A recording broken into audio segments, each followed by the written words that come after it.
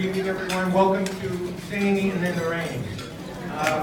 However, it did stop raining. John Connor told me, Dan, it stopped raining because there was no more water left in the clouds. So he straightened me right out. But I want to thank all of you for being here. This year's golf tournament has a record-breaking number of golf participants. And this dinner is a sold-out event, so we're very, very excited, and we appreciate that.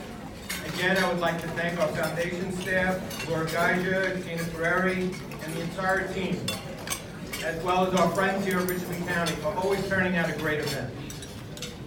We thank everyone for their support of Richmond University Medical Center, and are very pleased to announce that we have begun the emergency department project, a $130 million project in all, that will include a cogen plant and the first phase of our new surgical center. Additionally, this funding will also include a major infrastructure investment in our market-leading mother-baby center, the only designated baby-friendly hospital in the tri-state area. But what I'm most proud of is the day-to-day high-quality care that continues to be reflected in our quality scores, placing RUMC in a very competitive position, in fact, in line with some of the very large academic medical centers in New York City.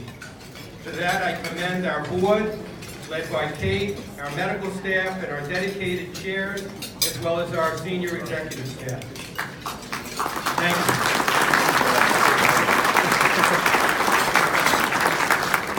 you. And please stay tuned for future announcements regarding our new neurovascular program and future new additions to our growing medical staff.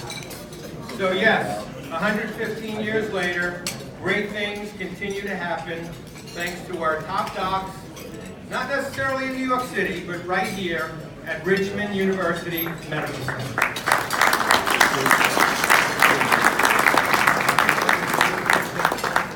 I'm now pleased to announce that this event honors community members that have provided distinguished service to our community, and a physician that provides exceptional patient care who needs really no introduction. So at this point, let me first invite Joe Torres to join us.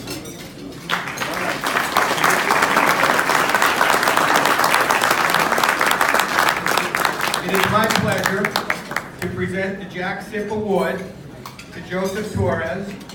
As our capital campaign chair, Joe has been instrumental in our successful campaign for the emergency department project, raising over $12 million. Thank you, Joe.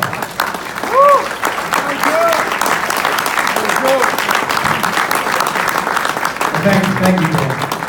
Thank you for this recognition, but most importantly, thank you for inviting me into this rich fellowship that exists at Richmond University Medical Center. I'm joined with my immediate family and my extended family, and this is my opportunity to share this with them.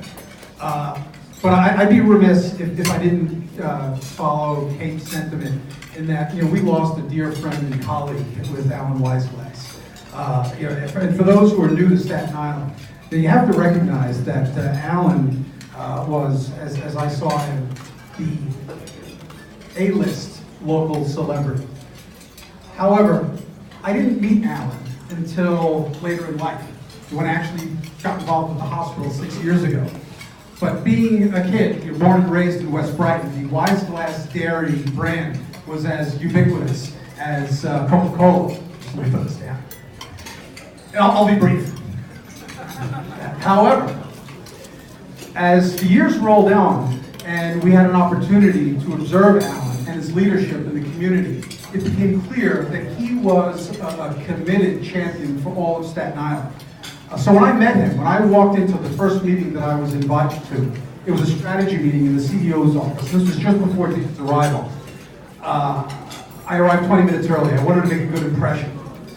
And when I walked into the room, Alan was sitting there by himself. Now keep in mind, this is someone who I knew my entire life, but I never met. So I was understandably very nervous. I didn't know what to say. I didn't know how to introduce myself. But I didn't have to, because Alan addressed me by name. He knew I was the new guy.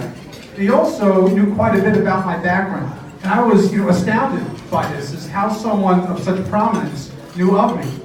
But then in the following years, as I got to know Alan better, that experience made perfect sense.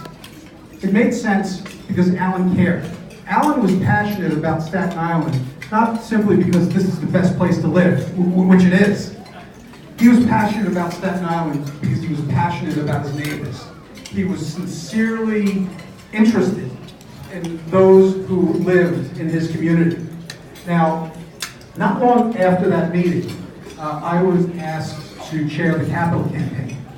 And in chairing the campaign, you do learn more about the people who you're surrounded with. And at that point, I recognized that Alan had an uncompromising belief system, that he believed that success is contagious. And that if you find someone who shares common values, someone who is committed to produce positive impact, if you stand close enough to that person, the success is guaranteed.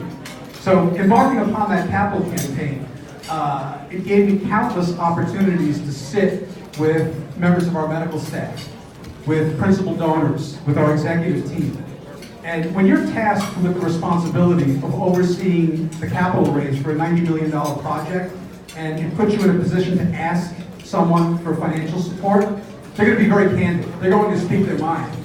Being new to the organization, I learned a lot about this team. And the one lesson that really stayed with me throughout all of those meetings is that team recognized that Dan and Kate's leadership is effective. They have what it takes. They have what it takes to secure the next 100 years of our legacy.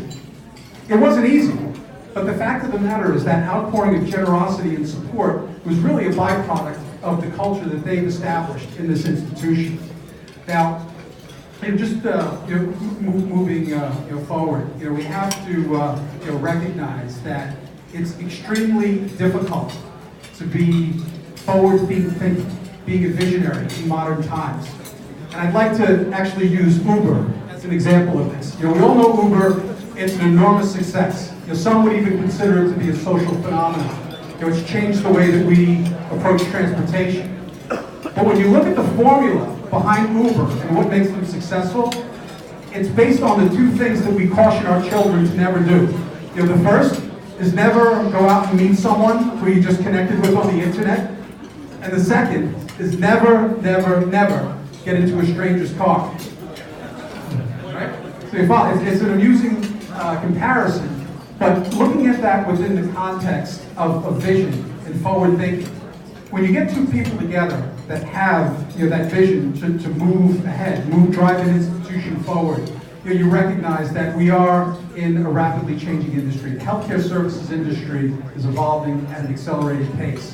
But when I'm invited into a room such as this, and I'm sharing time with world-class medical staff, with a visionary executive team, and layers upon layers of passionate community partners, I'm convinced that not only are we going to face these challenges and prevail, we're going to find opportunity in this period of change and prosper with big things to come. So thank you for this recognition, but most importantly, thank you for inviting me to this.